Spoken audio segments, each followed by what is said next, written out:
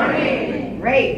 We are so excited this morning to have our state superintendent with us, Mr. Woods. He has been so supportive of all of our educational initiatives throughout the state. And so that means that we're having a very successful year. Well, again, on behalf of myself and the Department of Education, it's a pleasure to be with you in Clayton County this morning. I think, we're having a lot of great things, which again, we mentioned the International SEALs, which your school system was one of the largest participants. So, I congratulate you on that. Again, that was our first class of individuals that received that. So I thank you for taking the initiative and being, really bold in leadership with that. But also, I think, as we looked at what's going on across the state, I'm very pleased to see what's going on in Clayton County. And, and it's my pleasure that, as you succeed, that hopefully I can become that voice to let all of Georgia and all of our nation know what's going on and seeing success. Because when all of our school systems succeed, then we succeed, across the board. But more importantly, what we're looking at, of course, is our young people. This is what we're about. This is what education is about. It is something that I am focusing on and making sure that each and every individual has the best opportunity that we possibly can give them. And again, try to personalize education in a way in which they can move where they're at and move to the destinations that they want to look at and pursue. Again, I had the opportunity to speak with many young people that were outside and listening to what their dreams and hopes would be. Again, going to someone who wants to, I think a young lady wanted to eventually come into politics, and to an individual that is looking at becoming an engineer at Tech. So it is a whole host of gambit. And again, whether it's in between that and beyond, and again, as I share with the young people, you may have something set in your dream, but don't let that door close, because life does evolve, and I think there may be some other opportunities, because as I've shared before, when I graduated in 1980, becoming state school superintendent was not on my dream, but a good public education will give you opportunity, and that's what we hope to receive across the life. So again, I want to congratulate you for Representative Glenn, an individual I've enjoyed working with, and especially I did something that's a passion of mine, looking after our young people in the military as well. So I appreciate that and want to share the support that we have, and thank him for what he is doing, but also to Clayton County, and thank you for what you are doing and transforming and doing the very best for our children. So thank you, and again, I appreciate the opportunity today. One of the things we are trying to do is that eventually we're beginning to work on something we call a counselor companion. And this, I think, will radically change something across the state. And the vision of it is that you as a student, and you as parents as well, so I think this is where we hope to involve parents, is that you'll be able to download your transcript and see what you were doing. And by doing that, we will have various certain pathways or maybe job occupations that you can fill in. And once you know, okay, this is my transcript, this is my job occupation, that then what will begin is that the companion will fill out, the steps. And it will let you know whether you are on track to pursue something you wish to do, or it will give you information about the classes. Again, perhaps if you're just starting out, okay, I want to pursue something in a prosecuting attorney or legal or whatever. Well, now we'll begin to say, okay, these are classes you need to take. And so it will hopefully give you a pathway to the destination you want to achieve. So that's something I think will definitely help you and you as parents out, that it'll be something that you will have access 24/7. And you'll be able to pull that information down, look at it, see, I'll monitor the progress of your child. And we'll have kind of hopefully I think envision it will be a flag system, and we'll say, okay, either you're almost like a stoplight, green, you're good, caution, you might want to look, red, you've really got to change some things with that. The most important thing that we could do to improve education, would be have parent involvement. I mean, it is that important and that critical. And I think, and I would wholeheartedly agree with it. But I think for us in education, that sometimes we may have to rethink about how we see that. I mean, the dynamics of the family have changed. And so we've got to adjust with that, because it is what we have. And I think that in many cases over the years, schools probably had what I consider the field of dreams mentality, where it's build it and they will come. Well, maybe we need to be a little more missionary minded. And we've got to think, how do we communicate? You know, how do the things that we get out to the field? I think, you know, today that most people, what I found out is that, you know, they might not answer a phone call or anything like that, but most parents, they answer a text, you know. And so I think the way that we reach out to families may be something where we've got to change our mentality, you know, and I think, you know, offer solutions. Just say, well, the parents aren't involved, well, you know, oh well. But I think we've got to continue to do that, and hopefully that'll be some things that we look at, and what we're trying to do a better job at the Department of Education is to reach out, keep people informed, and, you know, and find out what we need to do. So, I mean, for us, is there something we can do better? We would love to hear. You know, if it's a solution you have, then let us know, and, you know, we'll definitely try to, you know, fit that in and work to the best to reach out to our parents and get them involved. You know, what, in other words, for you as a parent, what would it mean? I mean, you're probably the easy one because you're here. But you know, we've got to go to the majority of folks that, you know, and I'll be honest, and I don't want to kind of belabor the question. What we have found out, parents at the early elementary age, they come out, okay?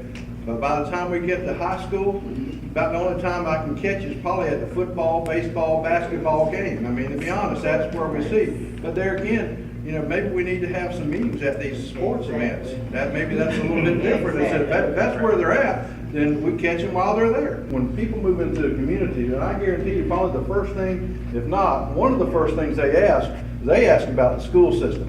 What are they going to do for my child? Okay, that's just the reality of where we're at. And so that's part of what we've got to be about, you know, within schools, is that we've got to be able to sell ourselves.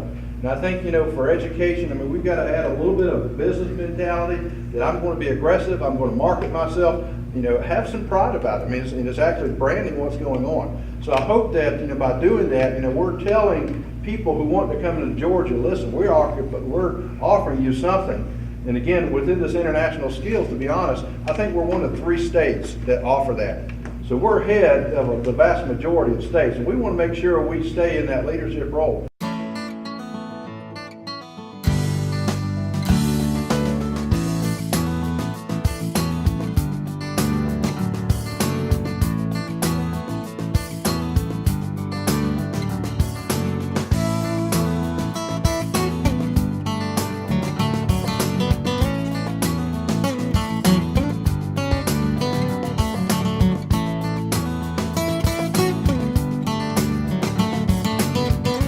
And what we're actually doing now is that we are reaching out to business, and hopefully that they're helping prepare our lesson plans, our examples, so that we can support, you know, what's going on in education. So that when you're learning math or science or social studies or art, that it's not things that are just, you know, you will see exposed in a classroom, but what will you hopefully see in real life. But also, as you know, is looking at, I think we just recently had some legislation in which we're looking at internships, which allows you as a student to perhaps start early on and go to a business, work there, and get, you know, training early on. Right now we have Move On When Ready and dual enrollment, and so I think that's, you know, looking at some things that now you can attend a technical school, you can attend a university, and begin to get, you know, college credit. You know, that's, I mean, you could actually graduate high school with an associate's degree or a 2-year degree or 2 years of college. You know, so I think doing those things will open up the doors, but definitely listening to the real world and making sure that, you know, that we're putting that relevance into the rigor which we're currently offering. So a couple of good things that we can look at. Looking at myself, I enjoy education. I enjoy it. I've worked in, you know, at the school level for 22 years, 14 years as a high school teacher. I coached in 8 years as an administrator going from pre-K through 12th grade. So I've seen everything, and all of it was done at the school level. If I were to go back in the classroom, I would be extremely happy. You know, I enjoy working and being around, you know, young people. And really what prompted me to get into this particular position was really because of you and because of what the opportunities that, you know, that I hope that we can provide as a state. You know, looking at a state level, I think that if I had to go back and if I could turn back the clock, I wish we would not have focused so much on the test. I think we made a big mistake when it became more about, you know, the test and accountability instead of you as students. Because I would say that, you know, during my time, especially at the latter part of my career, you know, and I think what kind of disturbed me and encouraged me to get in this is that you as a student, you became a number, you became a percentage, you became a subgroup, not an individual who has a name. And I think that's what we have to go back to, is treating you as an individual and as a student. And if we're doing our job in education, then testing and accountability will take care of itself. In other words, that's now we're letting the tail, you know, lead the front of the dog. And we've got to reverse that and make sure that it's you students who are driving education and not a test and not accountability. If we get that part right, then we'll be okay. You have advantages that we just didn't have in education. The technology that you have today, you know, I mean, your smart boards, we had blackboards, and that was it. I mean, we grew up in the land of chalk, and it was everything. So technology was something we just did not have. There were no personal computers. There were nothing there. I mean, we didn't even have no cell phones. I mean, everything was attached to the wall. So, you know, that was probably a little bit of a disadvantage, even though I've received a good education. But it did, you know, the delivery of what you have, you know, is like you just have the world available. And because, you know, I've visited schools where they are now doing projects, you know, not just within their classroom, but they're talking with people and consulting with people across the world. So, I mean, the world, you know, is now open to you. And I think that was probably a limiting factor, you know, that we had, you know, growing up. And, you know, you know, so I think those are things, you know, it is what we live, but we're very successful. And probably, I would say, when you become my age, somebody will probably ask you or somebody in your family, you know, the same question. But, you know, but I think it's there that, you know, what I would say the strength was that our teachers knew our kids. We didn't have the distraction, again, going back to the previous question, we didn't worry about tests. I know we had tests that we took, but we just educated our children. And so that, you know, like I said, I think there are strengths and minuses, pluses that we could go or transcend from where I'm at to where you're at. And I think it's trying to find that happy medium in between. You know, if there was another thing that I would look at, you know, in my lifetime and growing up, you know, I look at the condition of the American family, completely different. We didn't deal with a lot of things that many students deal with today, which makes it a very, very difficult challenge. And so, you know, there are pluses and minuses we look at, but I think that, you know, today, how do we see education a little bit different? I mean, you know, education is not contained within these walls. I mean, it opens up. But, you know, especially at this school here, what I've seen, I mean, what you're able to dance, visual arts, music, band, I mean, the whole gambit. You know, I never had that opportunity. That was just life. But I would have loved to have attended the school here. Right now, as far as we're looking at our, you know, our STEM and STEAM, we have, you know, STEM is really the big endorsement right now we're looking at. We only have, I think we have roughly about 2,300 schools across the state. We have, I think, 32 schools that are actually STEM certified. So that's actually the minority of schools. But we have about 1,000 schools that are in the pipeline to become STEM certified. So we are seeing a great movement there. Now, one of the things I've been very strong with is adding the A to it, become STEAM certified, you know, adding that fine arts component. Now, right now we are looking at getting the adoption process of what that certification looks like. So hopefully within this month or next month, we'll have that finalized. It'll be approved by the board. And once that becomes, you know, official, then any school in the state of Georgia can now begin the process of seeing that. But I think it's trying to reach out, especially become that, you know, we got to do a better job of putting fine arts and the importance of fine arts throughout the state. I mean, this school here is well on the way of receiving that, and I think it would be an easy transition. And in fact, I would anticipate you would probably be one of the first to get that STEAM certification. So that's a little bit of a plug and a challenge, okay? So we'll look at that, okay? That's a good question. Right now, we've worked within the state that where every school system has a 100 megabyte, I think, bandwidth. So again, we have expanded our opportunity so that you at the local level can bring in, whether it's your own personal device, whether it's, you know, tablets and things of this nature. So again, I think the first thing we had to do was get the infrastructure right. Because if you have all the computers in the world and everything, and it moves at the pace of a slug, okay, not a turtle, but a slug, then it doesn't do you any good. So we have to look and make sure that in the future that what you are looking at and what is our projection on down the road, will we be able to handle everything with a lot of technologies there. And I think we have to prepare for what will technology eventually look like. It's, when I was growing up, the most technology we had was basically a basic calculator. That's about as high tech as it got. And, and today, I think most of you probably have one of these. Well, I mean, there again, where will textbooks go? I mean, it'd be great to say that your textbook's right here. I mean, I have a lot of apps where I download stuff that I read that's here. So this means learning can go anywhere and everywhere. And so I think we have to look at that. Some of the things I've seen that, especially something like a watch. My watch is kind of old-fashioned, but it may be a lot of stuff that where, you're able to put things in there and use that. At some point, I think that we talk about all the smart boards that we have up here. Well, I anticipate that probably in the near future, we won't have to worry about smart boards because we'll have smart walls. The walls will have the technology that's probably built in there. So I think looking at that, how can we prepare? But our thing is from our end is to making sure we have the infrastructure so that you and the local level can have exactly what you need and what we can do, okay?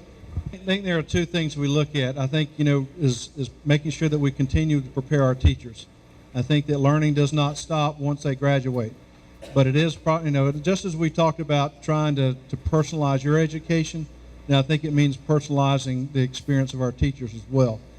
Doing some things that they support that, I think we can all grow, we can all improve. I wish I had a place where I could say we had a state school superintendent, class and things of that nature. But, that being said, it's always trying to achieve the best. And I think that for you and then for our teachers as well, part of this actually means listening to you as students, okay? Hearing what your interest is and not assuming that we know everything about you or your dreams and aspirations. Going back, I think, to the very first question is trying to say, what can we do to help you achieve the goals that you want? So part of that is listening, and seeing what we're doing. Part of it is, for us as educators, not to become complacent and just, assume that just because I've done something the same way for 5 or 10 years, that's the way it always needs to be. But how can I be better? How can I improve? And I think that, it's also looking at and not just seeing what goes on in school, but is there business or industry or nonprofit groups or groups that are out there that can help us, support what goes on, and again, and part of that's right now we are listening to business. What they are telling us is that these are some things we're looking for when a person comes into our job. And I think there are some universal things that we look at. Whether it's, simple things, what we call soft skills, showing up for work, dressing. One of the things that probably my college professor told me, he said, Richard, this is one thing I'll leave you with. He says, you always dress for the job you want to obtain. And that means you dress professional, you act professional. Because, many times what people don't understand is that, those little things open up doors to big things. And I think when we get those little things right, then it opens up that. So I think part of that is for us is teaching you about little things.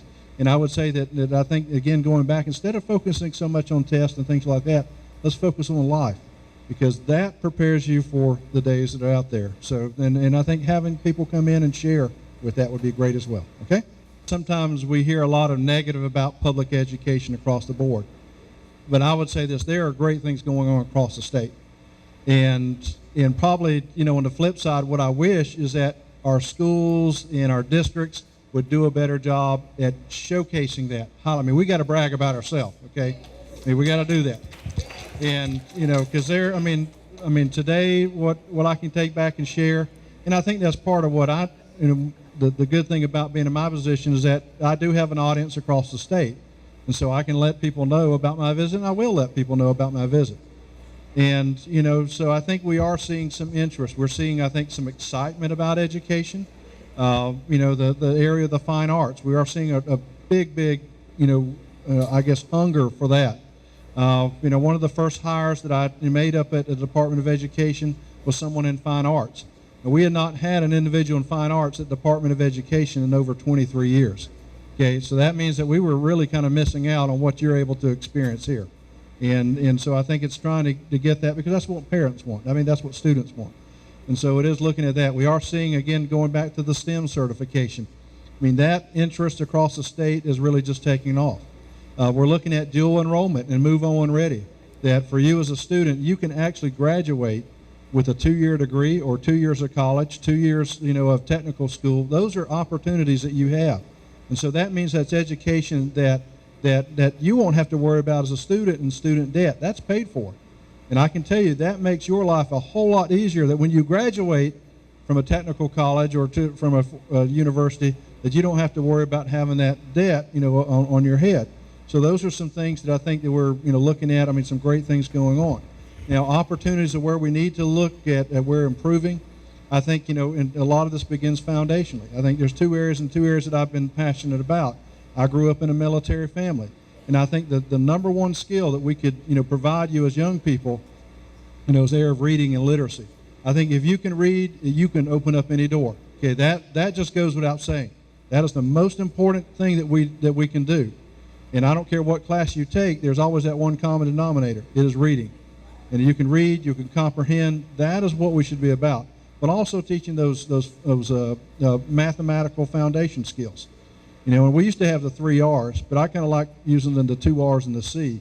Instead of, the writing, which writing is important and is a part of this other thing, but I think it's communication. And I think it's communication writtenly, and I think just as you did a wonderful job expressing yourself, orally. Those are things that if you can communicate, you are so much farther ahead of a skill.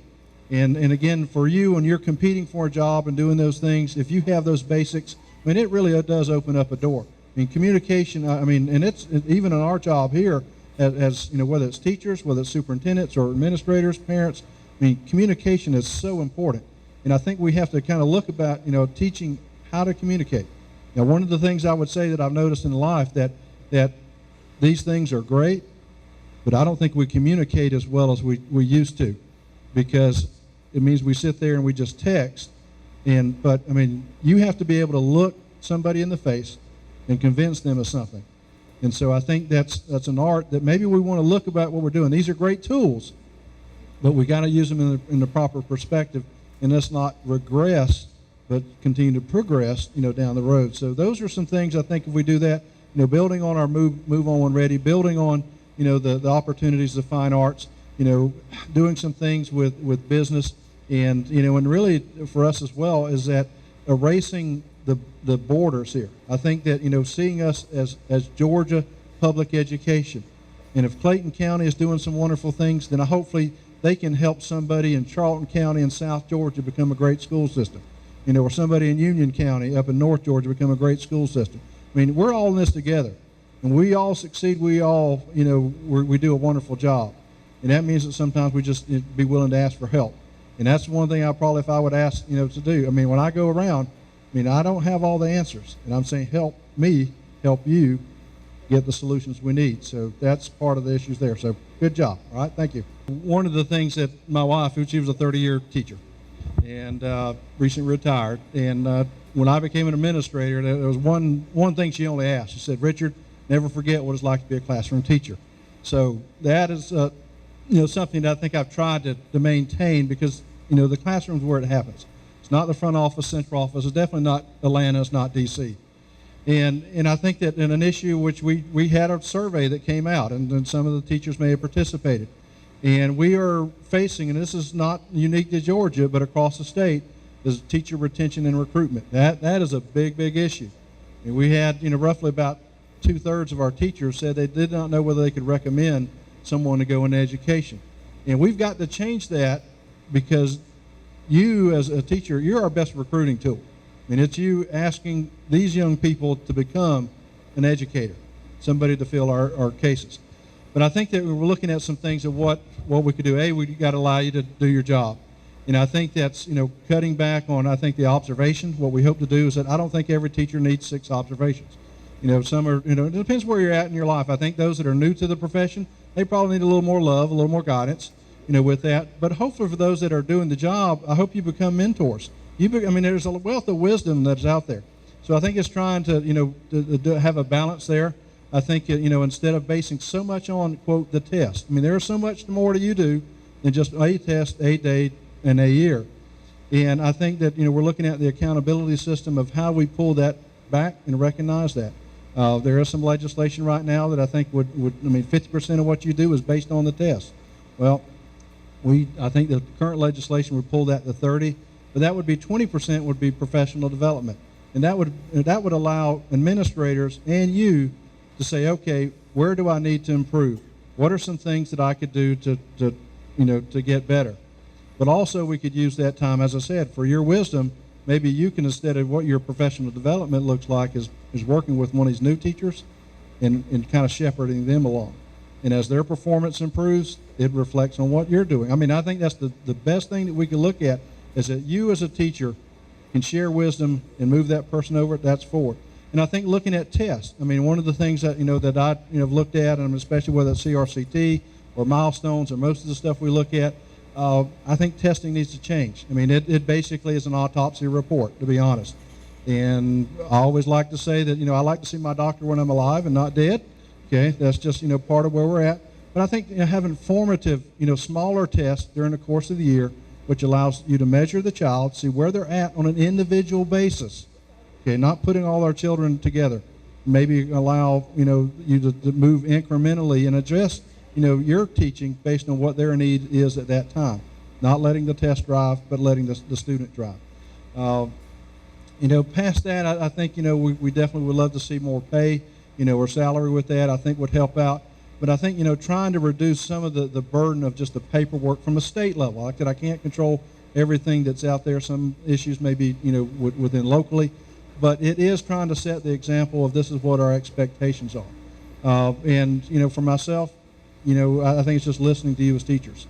I mean, let us know what's going on. I mean, I can make assumptions, but I may be completely wrong in what I'm thinking and what we're seeing. And that's why I do have a teacher advisory group. I have a superintendent's advisory group. I have a business advisory group. I even have a student advisory group. And we're looking to have a business advisory group. And I think that allows me to make the best decisions hearing from all those individuals.